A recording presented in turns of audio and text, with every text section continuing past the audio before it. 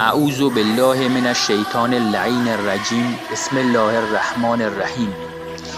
امام صادق علیه السلام فرمودند هر که از یاران ما که یکی از برادران دینیش در کاری از او کمک و یاری بخواهد ولی او تا آنجا که میتواند در آن کوشش نکند، به خداوند متعال و رسولش صلی الله علیه و آله و سلم و مؤمنین خیانت کرده است.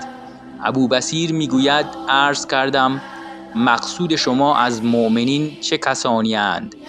فرمودند از زمان امیرالمؤمنین علیه السلام تا آخر آنان.